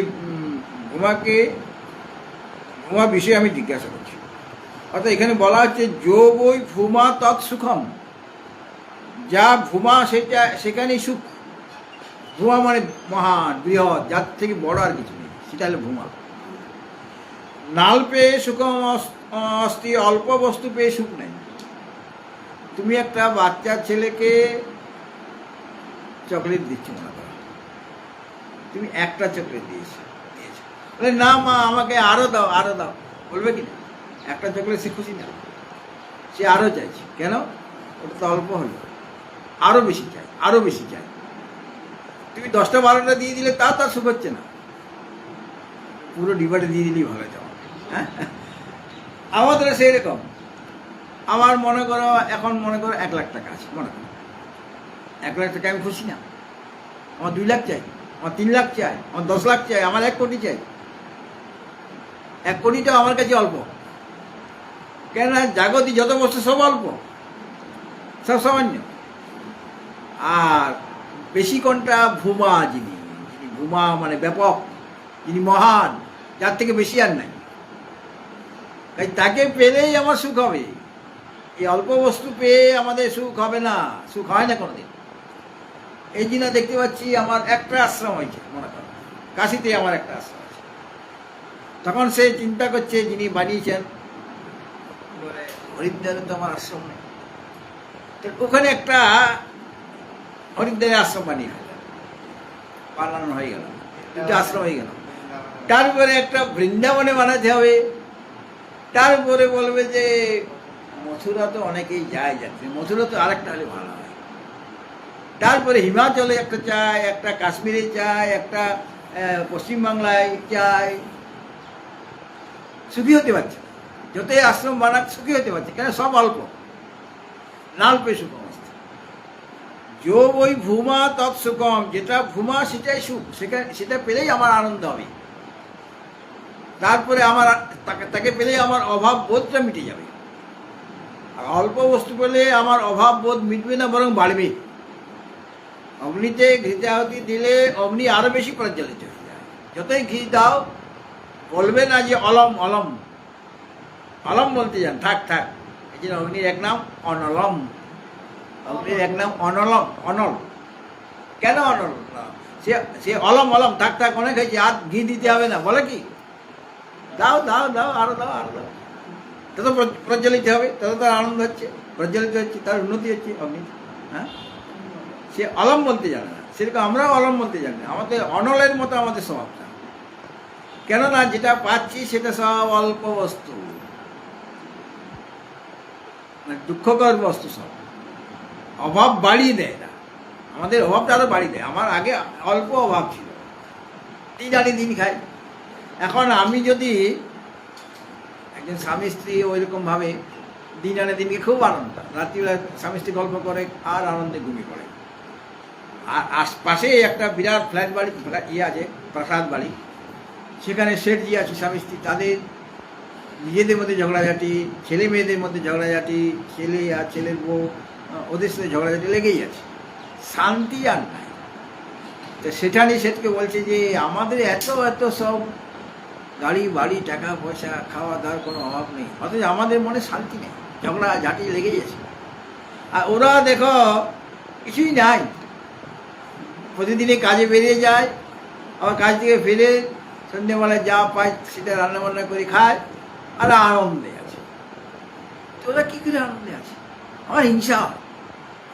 সেটা নিয়ে বলছে, দাঁড়া দাঁড়া তুমি চিন্তা করে না, আমি দেখছি ব্যাপারটা। সে পরদিনে গেল, একটা ব্যাগ আছে, মানি ব্যাগ আছে, সেটা ভিতরে আছে, আর তার সাথে তাদের সাথে গল্প জুড়ে দিল। আর তাকে ছেঁড়া খাটিয়াতে, ভাঙা খাটিয়াতে বসতে দিয়েছি, তাতেই বসে আছে। অনেকক্ষণ গল্প টল্প করার পর সে চলে গেল আর কি। ওরা খুব খুশি যে শেঠজি আমাদের বাড়িতে, গরিবের বাড়িতে এসেছে, শেঠজি খুব খুশি। তারপরে দেখে উনি চলে যাওয়ার পরে যে একটা মানি ব্যাগ পড়ে আছে, ঝোলা। বলে এটা কার? বলে উনি ছাড়া তার কেউ আসেনি আমার ঘরে, তারই হবে। ওই গরিব ব্যক্তি দিয়ে ওর সাথে সাথে ছুটে গেল ওদের বাড়িতে, যে আপনি এরকমভাবে একটা মানি ব্যাগ ফেলে এসছেন, এটা ফেরত নেন। আমরা খুলে দেখিনি কি আছে না আছে, যা আছে সাথে সাথে আমরা নিয়ে এসছি। সেই শেঠ বলছে কি বলছো তুমি, এইটা আমার মানি ব্যাগ নয়, এরকম মানি ব্যাগই আমার নাই, আর আমি ফেলবো কেন? আমার তো, আমি খুব হুঁশিয়ার, একটা টাকার ব্যাগ আমি ফেলে দিয়ে চলে আসবো, তেমন নয়, এটা অন্য কারো হবে। সে তো বেচার ফিরে আসলো, আছে আছে আছে, কেউ যদি আসে তাহলে তাকে দেওয়া হবে, তো কেউ আর আসে না। তখন পত্নী বলছে যে ঠিক আছে, ব্যাগটা তো পড়ে আছে, কত টাকা আছে গুনো তো। দেখে গুনে গুনে দেখে 99 টাকা পড়ে আছে। তখন পত্নী বলছে এটা 99 টাকা, একটা টাকা যোগ করে দাম 100 টাকা করে ওটা দেখে দিই। তো 1 টাকা একদিনে খাওয়ার থেকে, ওরা তো দিন আনা দিন সব শেষ করে দেয়, 1 টাকা সংগ্রহ করেছি। তারপরে সেটা ওর সাথে রেখে ব্যাগটা তুলে রেখেছি। কিছুদিন যাওয়ার পর পত্নী বলছে যে ওটা তো 100 টাকা আছে, ওইটাকে 200 টাকা করলে কেমন হয়? হ্যাঁ ঠিক আছে, তুমি ঠিকই বলেছো। তো আবার সংগ্রহ করতে আরম্ভ করেছি, কিছুদিনের মধ্যে 200 টাকা হয়ে গেল, 300 টাকা হয়ে গেল, এদিকে ঝগড়া শুরু হয়ে গেল। ভালো ছিল, এখন ঝগড়া শুরু হয়ে গেল, ওদিকে 1000 টাকা হয়ে গেছে ব্যাগের মধ্যে, কিন্তু ঝগড়া, অশান্তি, মানে কাপড়ি ছোড়াছুড়ি হচ্ছে। এখন সেখানে বলছে এটা কি হলো, ওরা যে ঝগড়াঝাটি শুরু করেছে। ওই দাঁড়া আমি যাচ্ছি। ব্যাগটা আনতে যাই। সে বলছে যে ওই শুনো শুনো, তুমি যে ব্যাগটা দিতে চেয়েছিলে না, ওটা আমারই ব্যাগ, সেদিন বুঝতে পারিনি আমি। টাকার ব্যাগটাও গেল, আর দেখি ঝগড়া সৃষ্টি হয়ে গেল। অর্থাৎ আগে তাদের অভাববোধটা ছিল না, আনন্দ ছিল, যেটুকু পেয়েছি ভগবান দিয়েছে তাতেই আমি সন্তুষ্ট। এখন ওতে সন্তুষ্ট হতে পারছি না, আমার এখন সঞ্চয় করার ইচ্ছা হয়ে গেছে, পরিগ্রহ করার ইচ্ছা। এটাকে বলা যায় 99 ধাক্কা। 99 টাকাকে 100 টাকা করো, তাও ওটাকে 200 টাকা করো, এটাকে বলা, হ্যাঁ, দারুণ গল্প। 99 ধাক্কা। তো আমরাও 99 ধাক্কায় পড়ে গেছি। আর ধাক্কায় পড়ে যাওয়াতে আমাদের দুঃখ দিন দিন বাড়ছে, দুঃখ কমছে না, অভাব বোধটা দিন দিন বাড়ছে। এই অভাব বোধটা কমবে, মানে মিটে যাবে কখন? যখন সেই ভূমাকে পাবো, যিনি পরমাত্মা, যেটা তোমার স্বরূপ, সচ্চিদানন্দ স্বরূপ, তুমি তাকে তুমি যদি পাও, ইয়ং লব্ধ্বা চা পরং লাভম মন্যতে নাধিকং তথা ইয়াস্মিন স্থিতো ন দুঃখেন গুরু না বিচারলে, যাকে লাভ করলে আর কিছু লাভ করা বাকি থাকবে না, কিছু পাওয়ার বাকি থাকবে না। তাহলে তুমি তুমি আপ্তকাম হয়ে গেলে, পূর্ণ কাম হয়ে গেলে, তোমার কিছু দরকার নেই। আর যেখানে স্থিত হলে সেখান থেকে আর বিচ্যুত হবে না। আর গুরুতর দুঃখ যদি তোমার সামনে আসে, সে দুঃখগুলিকে দুঃখ বলে তোমার কাছে মনেই হবে। কাজেই তিনি হলেন সেই ভূমা। তো যো বই ভূমা তৎসুখম, যিনি ভূমা সেটাই হলো সুখস্বরূপ। নাল্পে সুখম অস্তি, অল্পে সুখম ন অস্তি। নাল্পে সুখম অস্তি ভূমৈব সুখম, ভূমাই হচ্ছে সুখস্বরূপ। ভূমা তু এব বিজিজ্ঞাসিতব্য, ভূমাকে তুমি জানার ইচ্ছা করো, অর্থাৎ তদ বিষয়ে বিচার করো। এই কথাটা শুনে মানে নারদ গিয়েছেন সনত কুমারের কাছে। নারদ বলছেন, হে ভগবান, আমি ভূমাকে জানতে ইচ্ছা করি। নারদ সনত কুমার সংবাদিতা। তার আগে আছে যে যখন গেল সনত কুমারের কাছে, তখন গুরুদেব জিজ্ঞাসা করছেন, তুমি এর মধ্যে কিছু পড়াশোনা করেছ, কিছু জেনেছ? বলে হ্যাঁ। কি জেনেছো বলো, কি পড়েছো, অধ্যয়ন কি কিছু করেছো কি? আমি তারপর থেকে বলবো, যেটা তোমার জানা আছে সেগুলি আমি বলবো না, যেটা তোমার জানা নেই সেইগুলি আমি বলবো। বলে তুমি এর আগে কি অধ্যয়ন করি? বলে 4টা বেদ পড়েছি, ঋক, সাম, যজু, অথর্ব। বেদাঙ্গ, শিক্ষা, কল্প, ব্যাকরণ, নিরুক্ত, ছন্দ, জ্যোতিষ সব পড়া আছে আমার। আর সর্ববিদ্যা, নক্ষত্রবিদ্যা, জ্যোতিষবিদ্যা, মানে 64 কলা বিদ্যা আমার জানা আছে। কিন্তু আমি মন্ত্রবিদ হয়েছি, মন্ত্র আমার অনেক জানা আছে। ন আত্মবিদ, আত্মবিদ হতে পারেনি। এই এত সব মন্ত্র এত যে অর্জন করেছি, আত্মজ্ঞান আমার লাভ হয়নি। আমাকে লোকে পণ্ডিত বলে যে এর অনেক কিছু যা পড়া আছে, 64 কলা বিদ্যা তার জানা আছে। কিন্তু আমি শোকগ্রস্ত। নারদ বলছে আমি শোকগ্রস্ত, আমি সংসারের মধ্যেই পড়ে রয়েছি, সংসারের দ্বারা আবদ্ধ হয়ে আছি, অথচ আমার অতিক্রম করতে পারে। আমাকে শোকের পরপারে নিয়ে চলে, মানে আমাকে আত্মজ্ঞানের উপদেশ দেয়। তখন সনত কুমার দেবশ্রী নারদকে মানে ওই শোকের পরপারে নিয়ে যাওয়ার জন্য আত্মজ্ঞানের উপদেশ দিতে আরম্ভ করেছেন। এবং তিনি বলছেন, ভূমায় সুখ, অল্প বস্তুতে সুখ নেই, আর তুমি এই ভূমাকে জানার ইচ্ছা করো, মানে ভূমাকে জানতে হবে। তখন নারদজি বললেন, হে ভগবান, আমি ভূমাকে জানতে ইচ্ছা করি, এই ভূমার কথা আমাকে বলুন। তখন তিনি বললেন, যত্র নান্যত পশ্যতি নান্যত শৃণোতি, মানে ভূমার সম্পর্কে বলছেন। কে বলছেন? সনত কুমার। যত্র নান্যত পশ্যতি নান্যত শৃণোতি নান্যত বিজানাতি স ভূমা। ভূমা কাকে বলে? যত্র অন্যত পশ্যতি অন্যত শৃণোতি অন্যত বিজানাতি তদ অল্প। ভূমা কাকে বলে আর অল্প কাকে বলে? হ্যাঁ, আগে বলা যে ভূমাই হলো সুখ, আর অল্পটা, অল্প বস্তুতে সুখ নেই। ভূমাকে আর অল্পটাকে, সেটা ছান্দকে বলেছে, ওটার পরেই আছে। বলছেন যে যত্র, যে ভূমাতে, যত্র মানে যেখানে, মানে যে ভূমাতে, নান্যত পশ্যতি, অর্থাৎ অন্য কিছু সে তার দেখা হয় না, নিজের ছাড়া অন্য কিছু দেখে না সে। নান্যত পশ্যতি নান্যত শৃণোতি, অন্য কিছুকে শ্রবণ করে না, কারণ দ্বিতীয় তো কেউ নাই। আর নান্যত বিজানাতি, অন্য কিছুকে সে জানে না। যে সময়, যে ভূমাতে অন্যকে দেখে না, অন্যকে শুনে না, শ্রবণ করে না, উনি ছাড়া অন্য কিছুকে জানে না, সব ভূমা, সেটাকে ভূমা বলা হচ্ছে। সেখানে দ্বিতীয় কেউ নেই, তিনি অদ্বিতীয়। ভূমা হলেন অদ্বিতীয়, তো তার থেকে অতিরিক্ত অন্য কোনো পদার্থ নেই। অর্থাৎ যাতে কেউ অপর কিছু দেখে না, অপর কিছু শুনে না, অপর কিছু জানে না, সেটা হলো ভূমা। আর যেখানে অন্য কিছু দেখে, অন্য কিছু শুনে, আর অন্য কিছু জানে, সেটা অল্প, সেটা হলো মৃত্যু। যো বই ভূমা তৎ অমৃতম, যেটা ভূমা সেটা হলো অমৃত। আর যত অল্পম তন্মর্তম, যেটা অল্প সেটা মর্ত্য, মানে সেটা মরণশীল, মানে সেটা নষ্ট হয়ে যায়। অল্প বস্তু চিরকাল থাকবে না, সেটা নষ্ট হয়ে যায়। আর যেটা ভূমা, সেটা হলো অমৃত, তার মৃত্যু নেই। তিনি সর্বদাই রয়েছেন, অবিনাশী তত্ত্ব। আর যত অল্পম, যেটা অল্প সেটা মর্ত্যম। যে অবস্থাতে অন্য মানে সাধক অন্য কিছু দেখে, অন্য কিছু শুনে, অন্য কিছু জানে, সেটা হলো অল্প। এবং সেই অল্পটা হলো মর্ত্যম। মর্ত্যম মানে মরণশীল, মানে সেটা মৃত্যুযুক্ত। ভূমা হলো অমৃত, আর অল্প হলো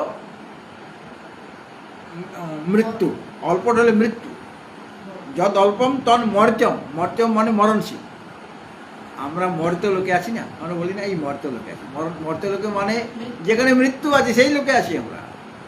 মর্ত্য লোকে আমরা থাকতে চাই না, আমরা অমৃত লোকে থাকতে চাই।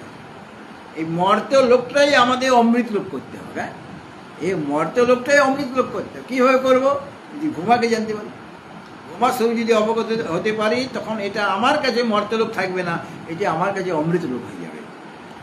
তখন নারদ বলছেন, হে ভগবান, সেই যে ভূমা তিনি কোথায় প্রতিষ্ঠিত, তার আধার কি, তার অধিষ্ঠান কি? তখন সনত কুমার বলেছিলেন যে সে মহিমনি যদি বা ন মহিমনি, নিজের মহিমাতেই তিনি প্রতিষ্ঠিত, তার আলাদা কোনো আধার নেই, তার আলাদা কোনো অধিষ্ঠান নেই। তিনি নিজ মহিমাতেই প্রতিষ্ঠিত হইয়াছেন, তার অন্য কোনো প্রতিষ্ঠা নেই। এটা ছান্দোগ্য উপনিষদে সকলের আধার এটা বলা হয়েছে। সেটাই এখন বলছেন, মানে পরবর্তী শ্লোকের একটা ভূমিকা তৈরি করছেন, যে প্রথমত তৈত্তিরীয় উপনিষদে পর্যালোচনা করা হলো ভৃগুবল্লীতে। হ্যাঁ, তারপরে এই কথাটাই ছান্দোগ্য উপনিষদের বাক্যগুলিকে পর্যালোচনার দ্বারা, মানে বিচারের দ্বারা প্রদর্শন করতে ইচ্ছা করে সনত কুমার আর নারদের যে সংবাদ, সে সংবাদ ওই ছান্দোগ্য উপনিষদে সপ্তম অধ্যায় যেটা রয়েছে, সপ্তম অধ্যায়ে 24 খণ্ডের 1 নম্বর মন্ত্র, সে এটা যে রয়েছে সেটার কথা বললেন, যে যত্র ন অন্যৎ পশ্যতি ন অন্যৎ শৃণোতি ন অন্যৎ বিজানাতি স ভূমা, তাকেই ভূমা বলা হয়। আর যত্র অন্যৎ পশ্যতি, অন্যৎ অন্যৎ শৃণোতি, অন্যৎ বিজানাতি তদ অল্পম। আর যো ভূমা তৎ সুখম তৎ অমৃতম, যো ভূমা তৎ অমৃতম, আর জন মর্তম তৎ যদ অল্পম তন মর্তম। যেটা অল্প সেটা মর্ত, মানে যেটা উৎপত্তি বিনাশ আছে, উৎপত্তি বিনাশ আছে। কাজেই এই কথাটা ছান্দোগ্য উপনিষদে রয়েছে। ওই কথাটি মানে ছান্দোগ্য উপনিষদের এই যে বাক্য, এটা নিয়ে এখন আলোচনা করা হচ্ছে। যে ভূমাতে অন্য কিছু দর্শন করে না, অন্য কিছু শ্রবণ করে না, অন্য কিছু জানে না, সেটাই হলো ভূমা। এই যে বাক্যটি মানে মন্ত্রটি, কোন মন্ত্র? যত্র নান্যৎ পশ্যতি নান্যৎ শৃণোতি ন অন্যৎ বিজানাতি স ভূমা। এই যে বাক্যটি উপনিষদের, ছান্দোগ্য উপনিষদের বাক্য, এটার এই অর্থ সংক্ষেপে বলছেন এখন পরবর্তী শ্লোকে, মানে 14 নম্বর শ্লোক থেকে। ভূতোৎপত্তে পুরা ভূমা ত্রিপুটি দ্বৈত বর্জনাৎ জ্ঞাত্রী জ্ঞান জ্ঞেয় রূপা ত্রিপুটি প্রলয়হীন। ভূত উৎপত্তে পুরা ভূমা ত্রিপুটি দ্বৈত বর্জনাৎ জ্ঞাত্রী জ্ঞান জ্ঞেয় রূপা ত্রিপুটি প্রলয়হীন। ভূতোৎপত্তে পুরা, মানে মূল সূত্রের মূল যে শ্লোকটি এখানে, ভূতোৎপত্তে পুরা কথাটা লেখা আছে, মানে আকাশ আদি যে ভূত, আকাশ বায়ু অগ্নি জল পৃথিবী, সে আকাশ আদি ভূত সকলের এবং তার যে কার্য, ভূত সকলের যে কার্য, 4 রকমের প্রাণী উৎপন্ন হবে এই পঞ্চভূত থেকে। এগুলো প্রথমে পঞ্চীকৃত হবে। পঞ্চীকৃত ভূত হবে প্রথমে তো সূক্ষ্মভূত, আকাশ বায়ু জল অগ্নি পৃথিবী, সেগুলি পঞ্চীকৃত হলো।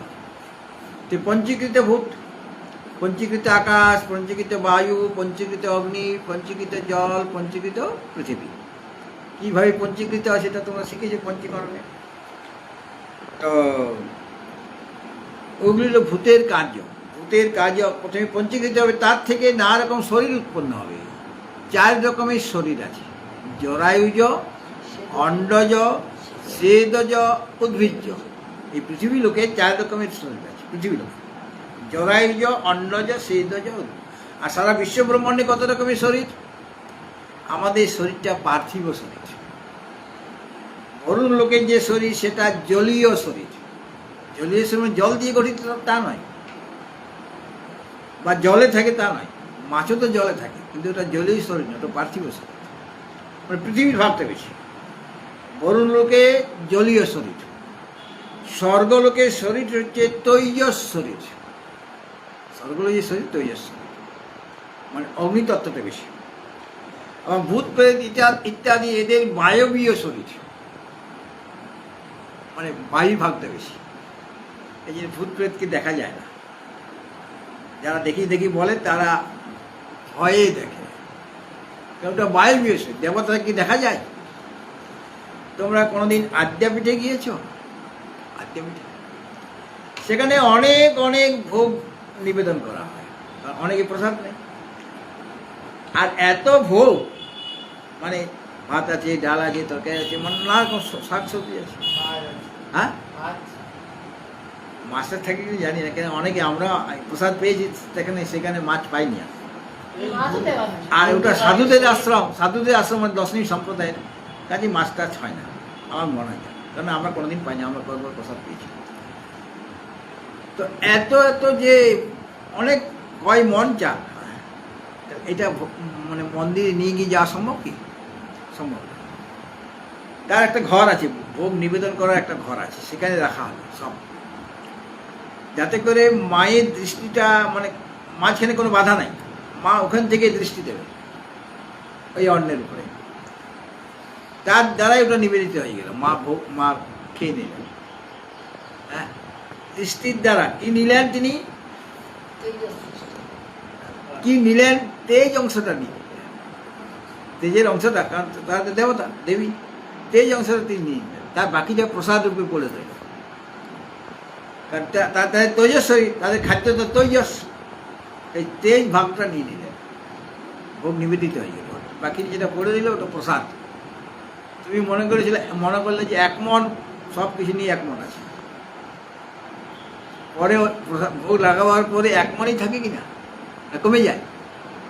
ডাল 2 বালতি ডাল দিয়েছিলাম, 1 বালতি হয়ে যায় কি? 1 বালতি ডাল মা খেয়ে নিয়েছে, কিন্তু খেয়েছে কি? তৈজস ভাগটা নিয়ে নিয়েছে, তাতে করে ওজনটা কমল না। কেন? তার শরীর হলো তৈজস, তেজের ভাগটা যেটা তার দরকার সেটা তিনি নিয়েছে। ভূতের বায়বীয় শরীর, আর আমাদের পার্থিব শরীর। তাহলে পার্থিব মানে 4 রকমের শরীর হয়ে গেল। আকাশ শরীর না, পার্থিব শরীর আমাদের, জলীয় শরীর বরুণ লোকে প্রসিদ্ধ, স্বর্গে তৈজস শরীর বা ব্রহ্মলোক তৈজস শরীর, আর ভূত প্রেত ইত্যাদির বায়বীয় শরীর। তাই 4 রকমের শরীর হয়ে গেল কিনা? এদের সকলের খাদ্য আলাদা আলাদা।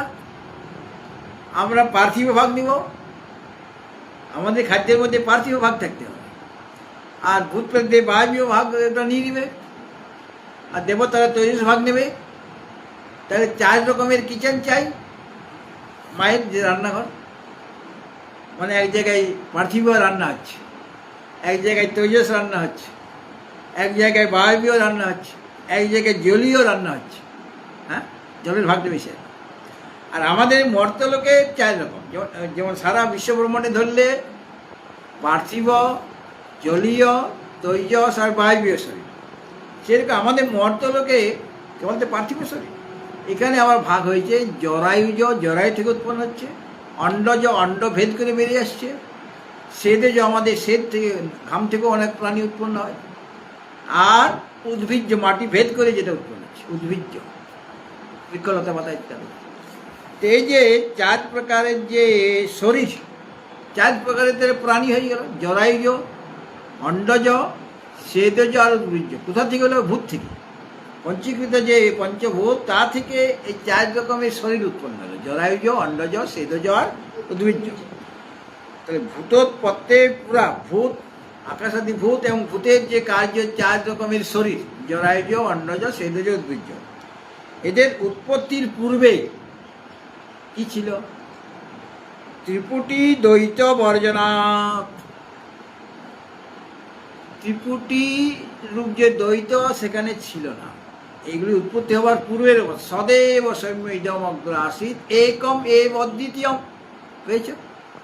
সদরূপে তিনি ছিলেন, সদেব সৌম্য ইদম অগ্রে আসিত। জগৎ সৃষ্টি হওয়ার পূর্বে কি ছিল?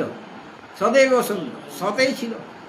একম এব অদ্বিতীয়ম, সেখানে তিনি এক, দ্বিতীয় কোনো নাই, আর অদ্বিতীয়। সুতরাং ত্রিপুটি ভেদ রহিত।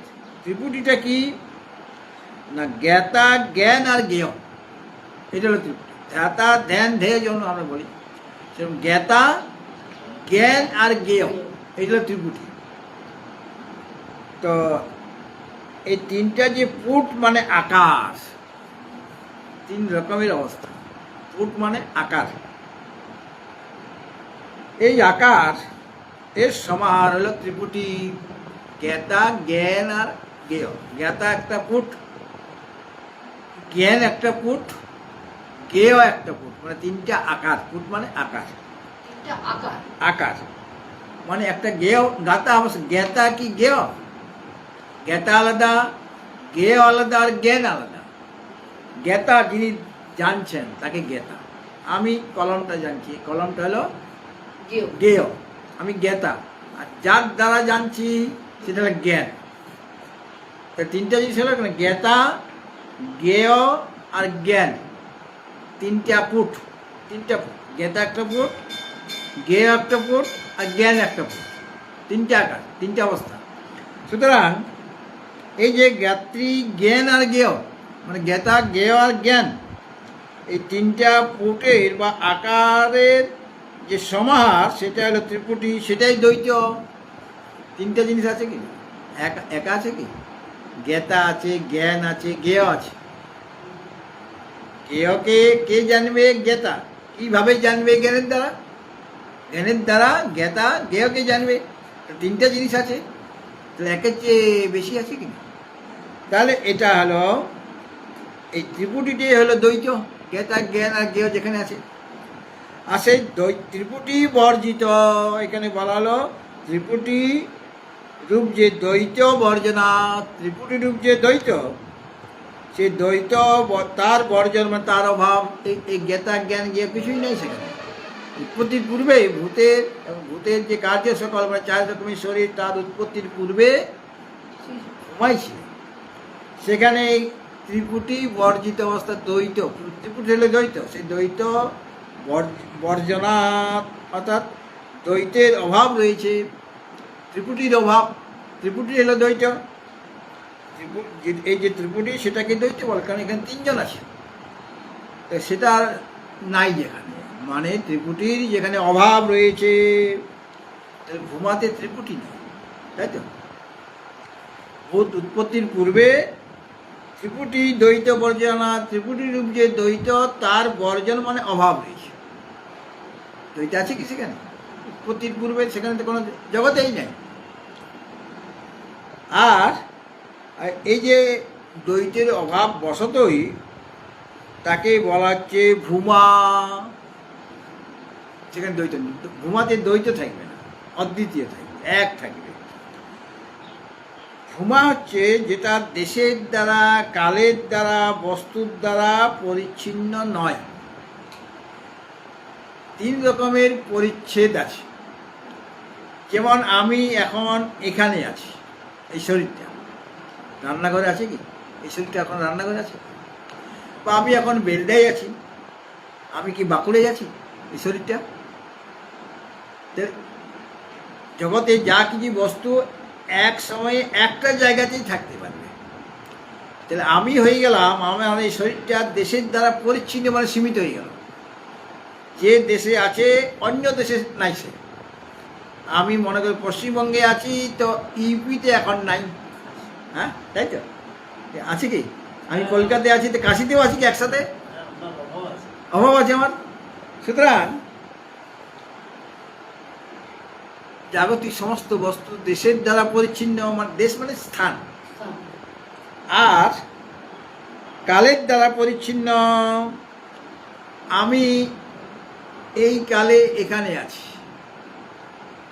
একটা কালে এক জায়গাতে থাকতে মানে মানে সব কালে আমি আছি কি, আমি বর্তমান কালে আছি, অতীতে আমি ছিলাম না, ভবিষ্যতে থাকবে। ভবিষ্যতে আমি থাকবো না। তাহলে আমি কালের দ্বারা পরিচ্ছিন্ন হয়ে গেলাম কি না, কালের দ্বারা সীমিত হয়ে গেলাম, একটা কালে আছি। এই অমুক বছর থেকে 1948 থেকে জন্ম, আবার কিছু কাল পরে সমাপ্তি হয়ে যাবে। তাহলে একটা কাল আমি আছি, একটা কালে। অতীতে আমি ছিলাম না, ভবিষ্যতে আমি থাকবো, এই শরীরটা চলে যাওয়ার পর আমি থাকবো না। তাহলে আমি এই শরীরটা কালের দ্বারা পরিচ্ছিন্ন হয়ে গেল। আর বস্তুর দ্বারা পরিচ্ছিন্ন, এটা মানব শরীর। আমি পশু শরীর থেকে এই শরীরটা আলাদা, বা তোমার শরীর থেকে এই শরীরটা আলাদা, হলো না? তোমার শরীর আর এই শরীরকে একই, তাহলে এই শরীরটা বস্তুর দ্বারা পরিচ্ছিন্ন হয়ে গেল। মানে ওই পটলটা কি কুঁদরি, কুঁদরিটা পটল থেকে আলাদা, পটলটা কুঁদরি থেকে আলাদা, কুঁদরিটা পটল থেকে আলাদা, তাহলে বস্তুর দ্বারা পরিচ্ছিন্ন হয়ে গেল। ভূমা কীরকম, তিনি দেশের দ্বারা অপরিচ্ছিন্ন, একই সময়ে সব দেশে আছে, তিনি সর্বব্যাপক। এবং কালের দ্বারা অপরিচ্ছিন্ন, মানে সমস্ত কালে তিনি আছেন, তিনি অতীতেও ছিলেন, এখন আছেন, ভবিষ্যতেও থাকবেন। আবার বস্তুর দ্বারাও তিনি অপরিচ্ছিন্ন, সমস্ত বস্তুতেই তিনি আছেন, যেহেতু তিনি সর্বব্যাপক, সব কিছুর মধ্যে অনুষ্ঠিত হয়ে আছেন, বা তার থেকে অতিরিক্ত কোনো বস্তুই নাই। আমার থেকে ওই শরীরটা আলাদা বলে ওই শরীরটা থেকে এই শরীরটা ভিন্ন, কিন্তু ভূমার দৃষ্টিতে আর কোনো ব্যক্তি কি আছে যে বস্তু দ্বারা সীমিত হয়ে যাবে? তাই এই যিনি দেশের দ্বারা অপরিচ্ছিন্ন, কালের দ্বারা অপরিচ্ছিন্ন, মানে সমস্ত দেশে আছে, সমস্ত কালে আছে, সমস্ত বস্তুতে আছে, তাকেই বলা হচ্ছে ভূমা। যিনি দেশের দ্বারা, কালের দ্বারা, বস্তুর দ্বারা পরিচ্ছিন্ন নন, তিনি পরমাত্মা, তাকেই ভূমা বলা হচ্ছে। এবং ভূমা শব্দের অর্থ হচ্ছে যে যেটা সর্বাপেক্ষা ব্যাপক এবং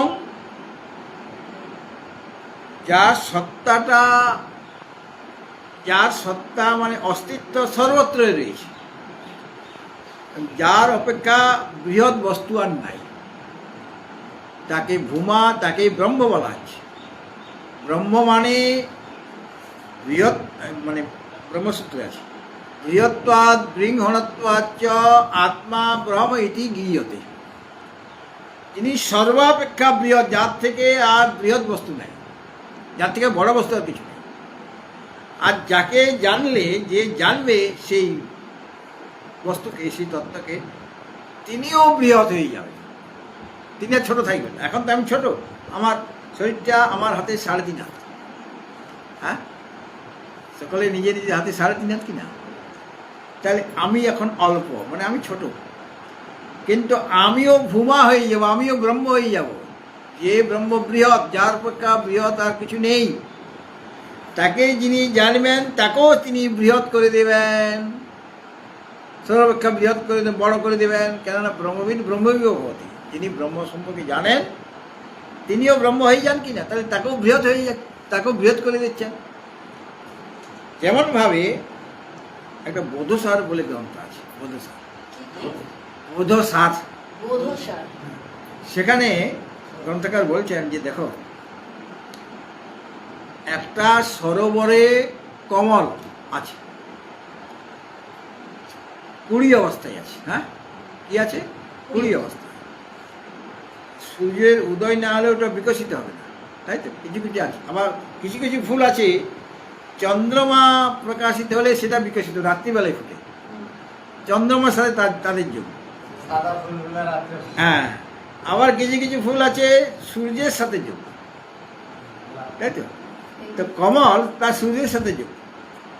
সে 20 অবস্থায় ছিল, মানে অবিকশিত ছিল। এখন সূর্যের উদয় হলো, ধীরে ধীরে 20টা অবিকশিত যে পদ্ম, সেটা বিকশিত হচ্ছে কিনা, বিকশিত হয়ে যাচ্ছে। তাহলে সূর্য ভগবান কি করছে, অবিকশিত পদ্মকে বিকশিত করে দিচ্ছে, হচ্ছে তো। আবার একটা পরশমণি পাথর, সে কি করে, তার সংস্পর্শে লোহা আসলে কি হবে, লোহাটা সোনা। সোনা হয়ে যাবে। ওই লোহাটাকে সোনা করে, ওর পরশমণির সাথে লোহাটার সংস্পর্শ হলো, তার সেটা সোনা হয়ে গেল। এখন ওই সোনাটাকে পরশমণি কি আরেকটা পরশমণি করতে পারবে? লোহাকে সোনা করে দিতে পারে, ওইটুকু তার ক্ষমতা, কিন্তু ওই সোনাটাকে আরেকটা পরশমণি করতে পারবে না। পারবে? পারবে না। ঠিক সেরকমই সূর্য ভগবান অবিকশিত যে পদ্মকে বিকশিত করার তার ক্ষমতা আছে, কিন্তু ওই বিকশিত পদ্মকে সে কি সূর্য বানাতে পারবে? সূর্য, তার ক্ষমতা আছে পদ্মটাকে সূর্য বানিয়ে দেবে, সেটা তার ক্ষমতা। কিন্তু গুরুদেবের এমন ক্ষমতা, আমরা যখন গুরুদেবের কাছে গিয়েছি তখন অবিকশিত অবস্থায় গেছি। আমাদের এত সদ্গুণ ছিল না, আত্মতত্ত্ব সম্পর্কে আমাদের এত জ্ঞান ছিল না, সামান্য একটু পরিচয়, তাহলে আমরা অবিকশিত অবস্থায় গেছি।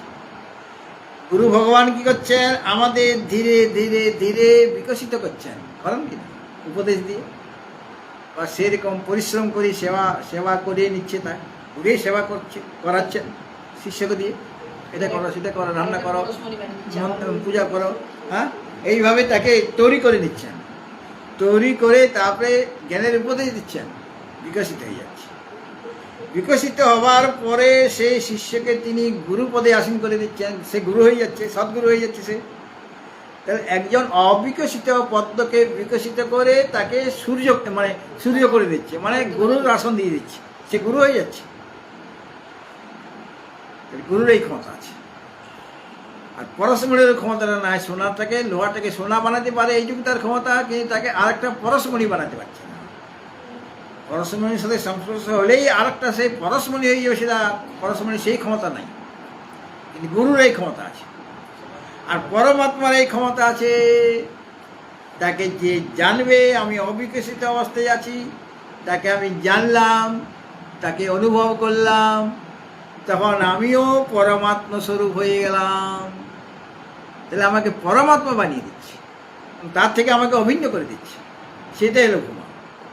তিনি দেশের দ্বারা অপরিচ্ছিন্ন, কালের দ্বারা অপরিচ্ছিন্ন, সমস্ত দেশে আছেন, সমস্ত কালে আছেন, সমস্ত বস্তুতে আছেন। এ হলো ভূমা, তাকে ব্রহ্ম বলা হয়েছে। এবং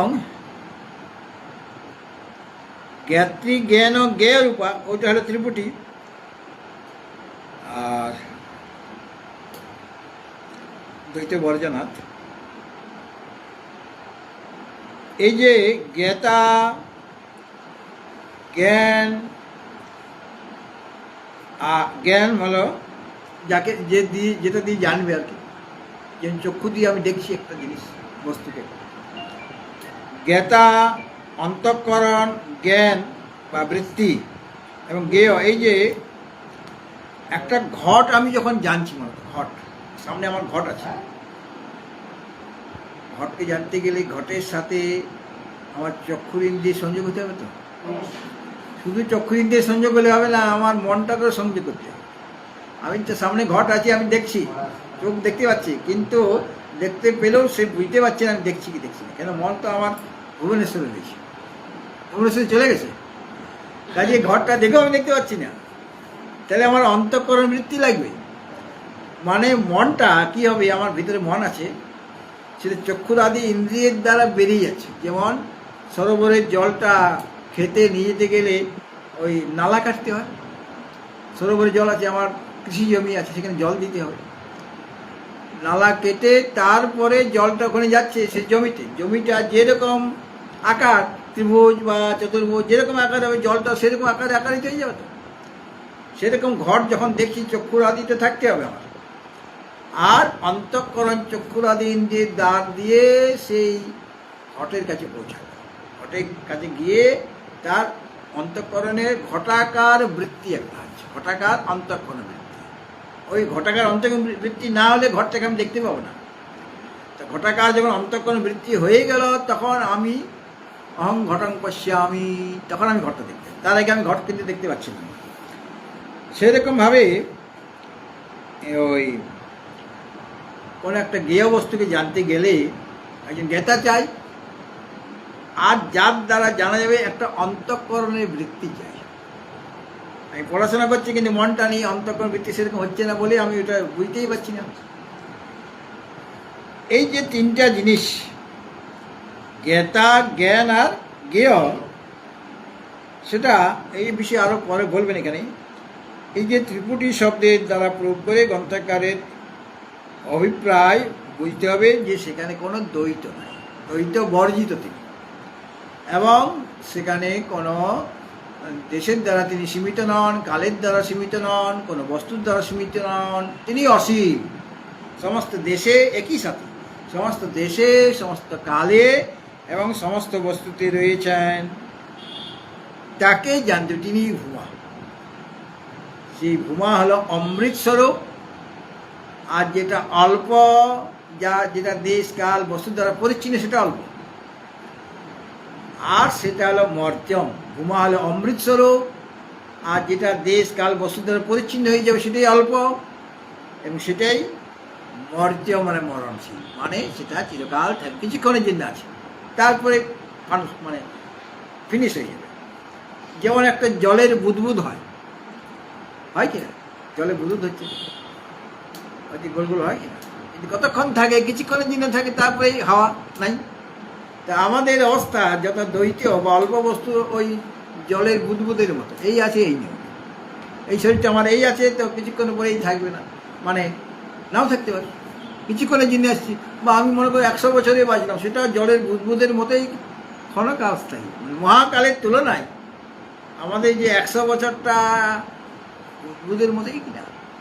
সুতরাং যিনি সর্বব্যাপক, যিনি অমৃত স্বরূপ, তাকে জানতে হবে। তাকে জানলে তুমি ভূমা স্বরূপ হয়ে যাবে, তুমি ব্রহ্মস্বরূপ হয়ে যাবে। আর অল্প বস্তু লাভ করার জন্য তুমি নানা রকমের অল্প বস্তুকে পেতে তোমার অনেক পরিশ্রম করতে হচ্ছে। অনাদিকাল থেকে তুমি পরিশ্রম করে আসছো, কিন্তু অভাব কিছুতেই মিটে নাই তোমার। তুমি অনেক বস্তু পেয়েছো, নানা রকম শরীরে নানা রকম ভোগ্য বস্তু তুমি পেয়েছো, কিন্তু অভাব তোমার মিটেনি। যাকে পেলে তোমার অভাব মিটে যাবে, তাকে পাওয়ার জন্য তুমি চেষ্টা করো, তার সম্পর্কে তুমি বিচার করনি। আর বিচার করলেই তুমি এই জন্মেই তাকে লাভ করতে পারবে। বহুনাম জন্মনামন্তে জ্ঞানমাং মাং প্রপদ্যতে বাসুদেব সর্বমিতি স মহাত্মা সুদূর। বহুনাম জন্মনাম মানে বিচার করতে করতে একদিন খট করে লেগে যাবে। সুতরাং তার স্বরূপটি আমার জানা হয়ে যাবে। এখন নারদ যে সনত কুমারের কাছে, তার গুরুর কাছে সেই ভূমার কথা জানতে চেয়েছে। এখন আগে তত্ত্বীয় উপনিষদ নিয়ে বলা হয়েছে, এখন ছান্দোগ্য উপনিষদ নিয়ে বলা হচ্ছে। মানে এই গ্রন্থ পড়তে গেলে তোমার নানা রকম উপনিষদের জ্ঞান হয়ে যাবে। কোন উপনিষদে কী বলা আছে মোটামুটি জ্ঞানটা ওই যে আবার গীতার কথা এসেছে, আবার হুবহু শ্লোক তুলে দিচ্ছেন এখানে, সেটা ধীরে ধীরে আমরা। হরি ওম পূর্ণমদঃ পূর্ণমিদং পূর্ণাৎ পূর্ণমুদচ্যতে পূর্ণস্য পূর্ণমাদায় পূর্ণমেবাবশিষ্যতে। ওম শান্তি শান্তি।